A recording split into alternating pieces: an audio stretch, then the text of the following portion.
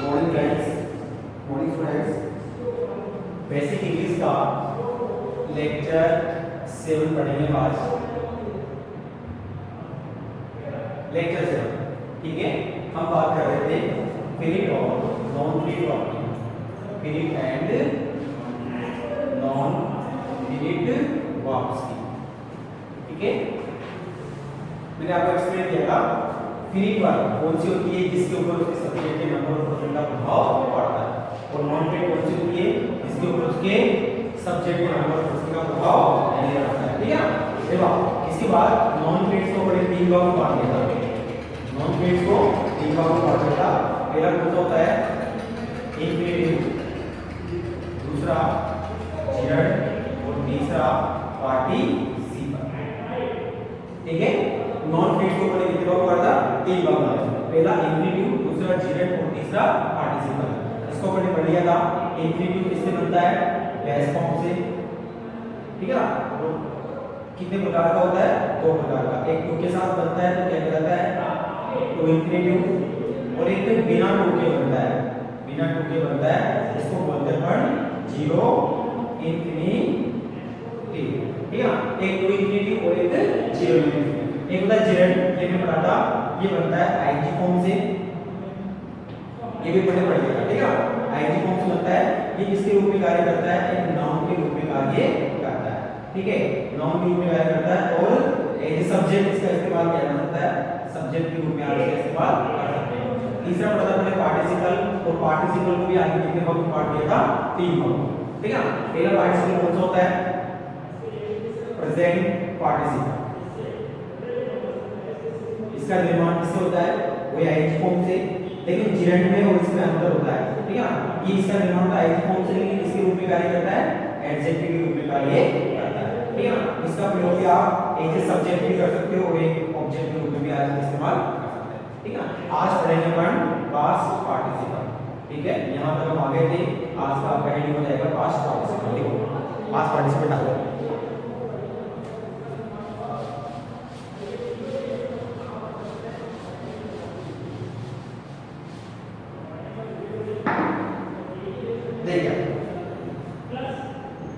Non finite का सबसे महत्वपूर्ण भाग पास्ट पार्टिसिपल, पास्ट पार्टिसिपल, ठीक है। देखिए पास्ट पार्टिसिपल क्या होता है? सबसे पहले इसका निर्माण किससे होता है, ठीक है ना। पहले बात करेंगे अपन इसके निर्माण की, इसकी क्रिएशन, क्रिएशन का मतलब इसकी उत्पत्ति किससे होती है? ये एल्वी थर्ड से बनता है, किससे बनता है? एल्वी थर्ड से, ये एल्वी थर्ड फॉर्म से बनता है, ठीक है ना। इसका यूज का मतलब उपयोग किसके रूप में कर सकते हैं अपन? एडजेक्टिव के रूप में कर सकते हैं, ठीक है ना। ये भी एडजेक्टिव के रूप में इस्तेमाल होता है। देखो इसका निर्माण होता है मेथड से, यूज होता है इसका एडजेक्टिव के रूप में, और इसका साउंड किसका आता है? इसमें जो ध्वनि उत्पन्न होती है वो आती है हिंदी में हुआ, हुई, हुए, जैसे पढ़ा हुआ,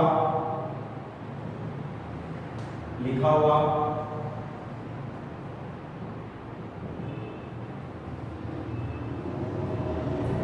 पढ़ा हुआ, लिखा हुआ, हुई का साउंड इसमें आता है, ठीक है ना। ये कहलाता है पार्टिसिपल, और कौन सा पार्टिसिपल बोलते हैं इसको? पास्ट पार्टिसिपल, ठीक है ना। अब एक एग्जांपल के माध्यम से समझना, बताइए उदाहरण देखो, एक एग्जांपल के माध्यम से समझना। जैसे मैंने एक टूटी हुई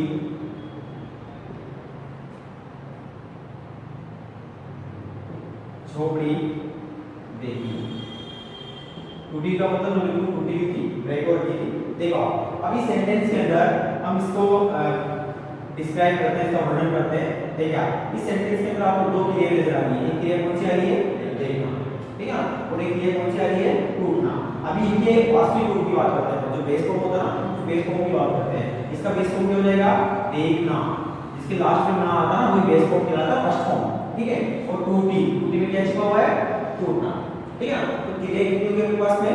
2 क्रिया होगी, एक होगी देखना और एक होगी टूटना, ठीक है ना। अब इन दोनों क्रियाओं में से एक क्रिया फिनिट है और एक क्रिया नॉन फिनिट है। मैंने आपको समझाया कि जो क्रिया सब्जेक्ट के तुरंत बाद आती है और हिंदी के वाक्य में जो वाक्य के लास्ट में आती है वो कौन सी कहलाती है? फिनिट। कौन सी कहलाती है? फिनिट। कहने का मतलब जो देखना क्रिया है वो फिनिट का लगा देगी, और जो दूसरी क्रिया है टूटना वो कौन सी कहलाएगी? नॉन फिनिट कहलाएगी। ठीक है ना? जो फिनिट क्रिया होती है वो हमेशा किसके अकॉर्डिंग आती है? टेंस के अकॉर्डिंग। ठीक है? जैसा टेंस होता है क्रिया का वैसा ही रूप लिखा जाता है। जैसे यहाँ पर अगर देख रहा था, देख ही होगा, आईएनजी फॉर्म आ जाती है, कंटीन्यूअस हो गया। ठीक है? यहाँ पर अगर देखा, देख आ रहा है तो पार्टिसिपल हो गया, तो पार्टिसिपल में कौन सी फॉर्म आती है? सेकंड फॉर्म आती है। अगर चुका था, चुकी होता तो फिर थर्ड फॉर्म लगा देते हैं। ठीक है? तो ये जो क्रिया आती है फिनिट पर, ये अकॉर्डिंग टू टेंस के अकॉर्डिंग आती है। और ये जो क्रिया होती है नॉन फिनिट, ये क्रिया किसके अकॉर्डिंग लिखते हैं अपन? कि कौन सा नॉन फिनिट है? ये इंफिनिटिव है या जेरेंट है या पार्टिसिपल है। ठीक है? तो देखो यहाँ पर अगर साउंड की बात करते हैं तो हुआ हुई का साउंड आ रहा है, टूटी हुई, है ना? तो टूटी हुई साउंड किसका हो रहा है? हुआ हुई हुए का। इसका मतलब कौन यूज होगा? पार्टिसिपल। और पार्टिसिपल में कौन सा यूज होगा? Past participle. Past participle. और पास्ट पार्टिसिपल का निर्माण किससे होता है? MV thirds. इससे निर्माण होता है एमवी थर्ड्स। देखो इसके अंग्रेजी क्या बनेगी? सब्जेक्ट हो गया यहाँ पर आई। सब्जेक्ट क्या हो गया? आई हो गया। देखी, देखने को बोलते हैं सी, लेकिन टेंस कौन सा है? Past simple. टेंस कौन सा है? Past simple. तो पास्ट सिंपल में कौन सी फॉर्म आती है? Second form. ठीक है? एफर्मेटिव में कौन सी फॉर्म आती है? Second form. तो सी के साथ क्या जाएगा? सा। ये हो गया आपकी फिनिट फॉर्म। आई सा ए। अब टूटी हुई, टूटने को बोलते हैं ब्रेक। क्या बोलते हैं? ब्रेक। ब्रेक का मतलब टूटना हो गया, लेकिन आपको पास्ट पार्टिसिपल यूज करना है। कौन सा यूज करना है? पास्ट पार्टिसिपल, क्योंकि किसका साउंड पड़ रहा है? हुआ हुई का साउंड पड़ रहा है। ठीक है? तो पास्ट पार्टिसिपल किससे बनेगा? क्रिया की थर्ड फॉर्म से। तो यहाँ पर क्या हो जाएगा? ब्रेक की थर्ड फॉर्म ब्रोकन। और झोंपड़ी को बोलते हैं हट। आई सा ए ब्रोकन हट। मैंने एक टूटी हुई झोंपड़ी देखी। ठीक है? ये फिनिट हो गई और ये नॉन फिनिट। परिभाषा के कोई इंग्लिश को चेक करते हैं क्या होती है? जो क्रिया सब्जेक्ट के तुरंत बाद आती है वो कौन सी कहलाती है? इंग्रीडिएंट। और जो बीच में आती है, लास्ट में आती है, कौन सी कहलाती है? ऑर्नामेंट। या फिर एक और परिभाषा कि जिसके ऊपर सब्जेक्ट का प्रभाव पड़ता है वो फिनिट कहलाती है, और जिसके ऊपर सब्जेक्ट का प्रभाव नहीं पड़ता वो नॉन फिनिट कहलाता है। तो जो सब्जेक्ट के बाद आएगी तो उसके ऊपर प्रभाव पड़ेगा। अगर ये यहाँ पर आ रही है तो इसका सब्जेक्ट के ऊपर प्रभाव पड़ेगा ही। ठीक है? इस बात को बता दो।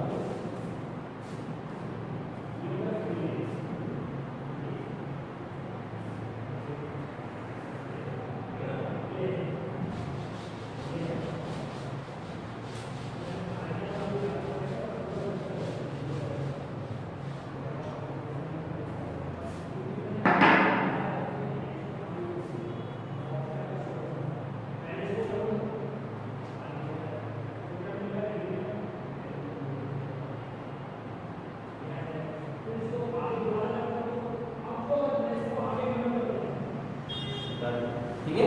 अब देखो एक सेंटेंस की बातें जो समझने का प्रयास करना। कृपया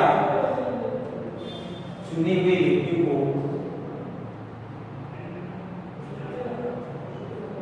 कृपया चुने हुए व्यक्ति को आमंत्रित करो। कृपया चुने हुए व्यक्ति को आमंत्रित करो। देखना समझने से पहले इसको सेंटेंस में होता होगी, फिर इसको समझ लिया। आमंत्रित करना एक क्रिया कौन सी हुई? आमंत्रित करना मतलब इनवाइट। कौन सी हुई? इनवाइट। एक कौन सी हुई? चुनना। चुनने को बोलते हैं सेलेक्ट करना। बोलते हैं चुनने को बोलते हैं सेलेक्ट करना, और आमंत्रित करने को बोलते हैं इनवाइट करना। ठीक है? अब देखो हुआ हुई का साउंड किसके साथ जा रहा है? चुनने के साथ।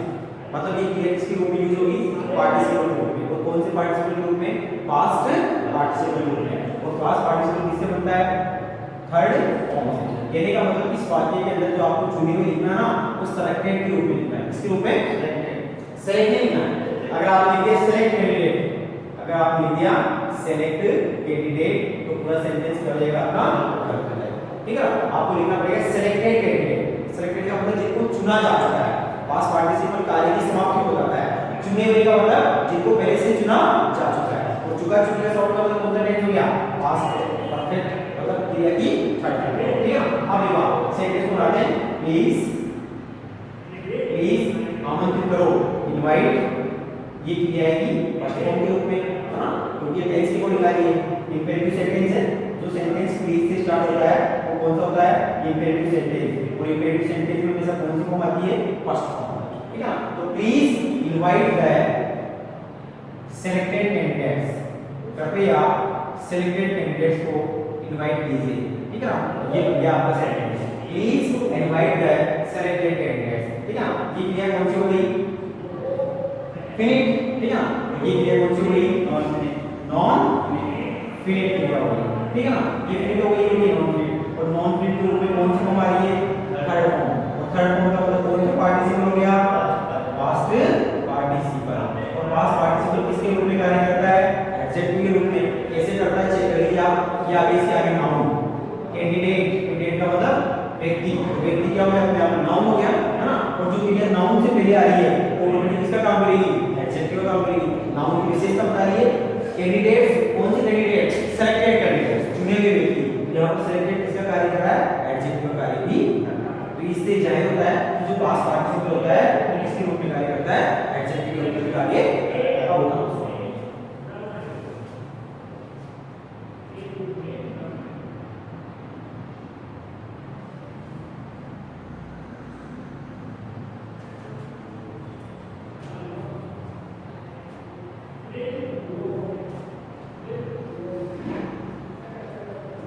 एक सेंटेंस के बाद आपको देखना,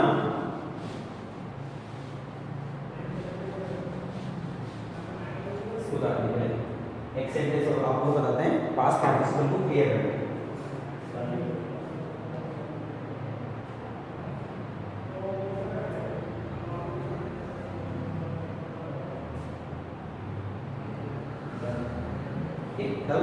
देखिए एक सेंटेंस हो रही है,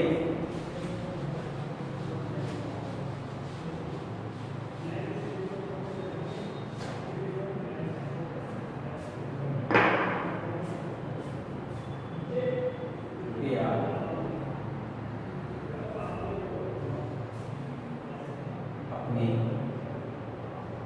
खोए हुए पैसे प्राप्त करें। देखिए कृपया अपने खोए हुए पैसे प्राप्त करें, ठीक है ना। कृपया का मतलब कौन सा सेंटेंस आ गया, प्लीज वाला सेंटेंस। प्लीज वाले सेंटेंस का मतलब कौन सा सेंटेंस हो गया, इंपेरेटिव। कौन सा होता है, इंपेरेटिव के अंदर कौन सी फॉर्म आती है, फर्स्ट फॉर्म, ठीक है ना। तो जो दो क्रिया, एक क्रिया होना और एक क्रिया प्राप्त करना, एक क्रिया तो होना और एक वही प्राप्त करना। जो क्रिया लास्ट में आती है, लास्ट से पहले नंबर पे आती है, वही क्रिया हमेशा टेंस के अकॉर्डिंग आती है ना। उसका उपयोग कहां पर करते हैं अपन, प्लीज के बाद प्लीज गेट। देखो इस प्रकार के जो सेंटेंस होते हैं इंपेरेटिव सेंटेंस, इनके अंदर सब्जेक्ट ऑलवेज कौन सा होता है, यू होता है।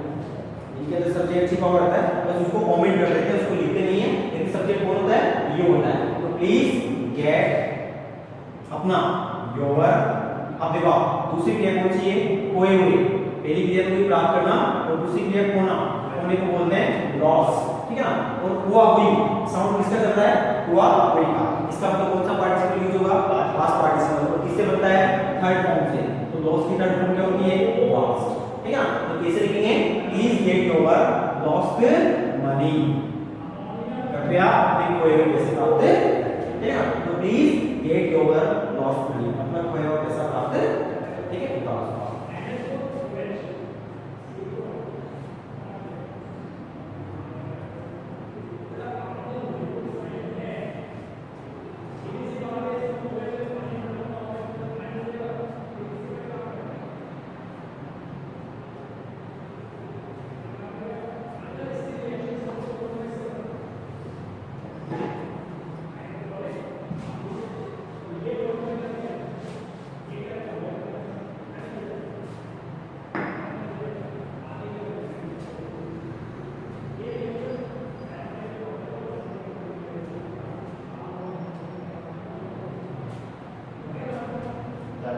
हो गया।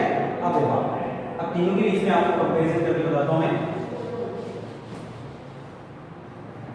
या फिर इसके बाद एक और पार्टिसिपल पढ़ लेते हैं पर लास्ट, परफेक्ट पार्टिसिपल। बताओ परफेक्ट पार्टिसिपल, ये होता है आपका तीसरा पार्टिसिपल, परफेक्ट पार्टिसिपल।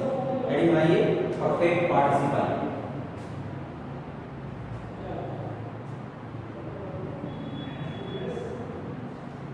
देखिए आप इस पार्टिसिपल का निर्माण, इस पार्टिसिपल का निर्माण having plus having plus N B third से होता है। इस पार्टिसिपल का निर्माण having plus N B third से होता है।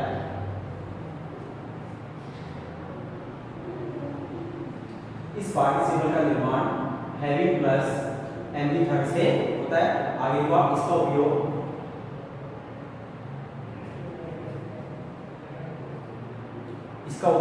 उस स्थिति में करते हैं, जब इसका उपयोग उस स्थिति में करते हैं जब दो कार्यों के मध्य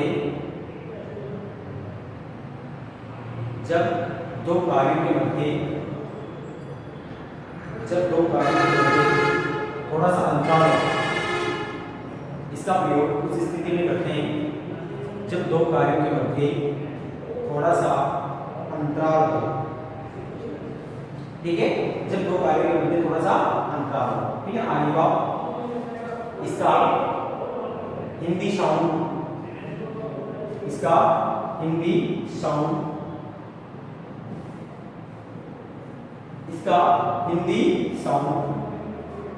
के बाद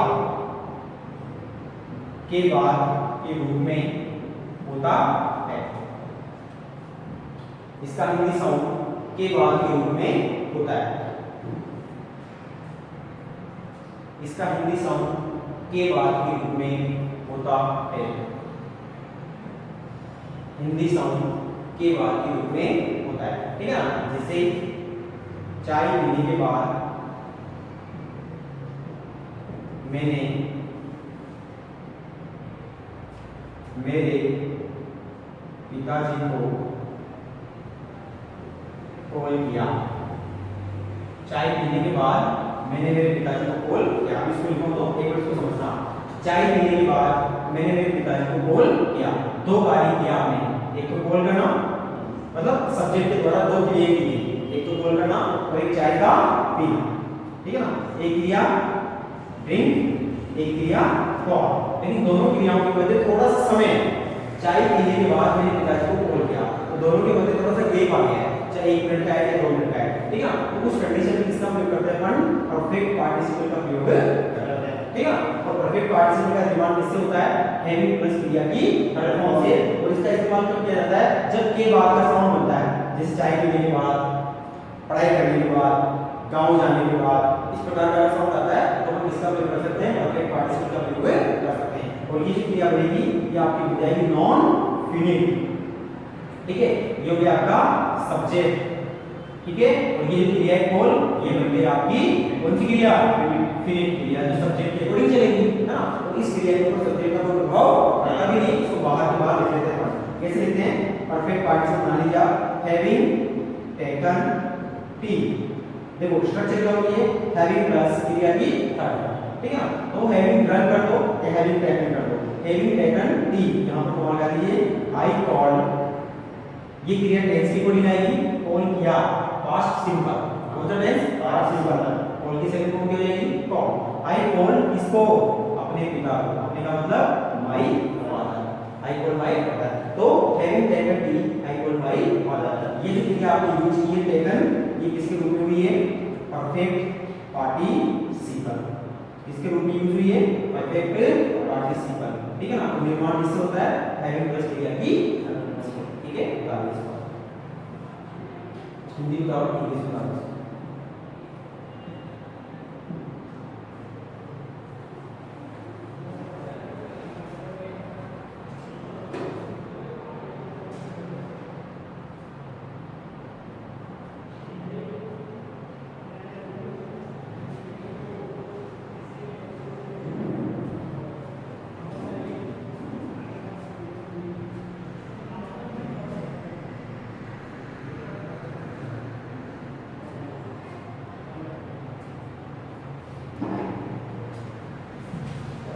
ओके, एक सेंटेंस और लिख लीजिए आप, ताकि टॉपिक अपना यहीं तक हो जाएगा।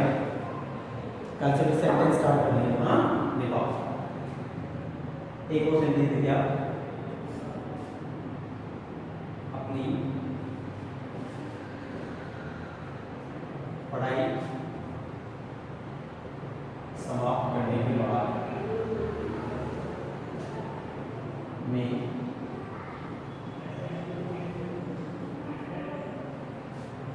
नौकरी प्राप्त करने के लिए, मैं नौकरी प्राप्त करने के लिए जयपुर चला गया।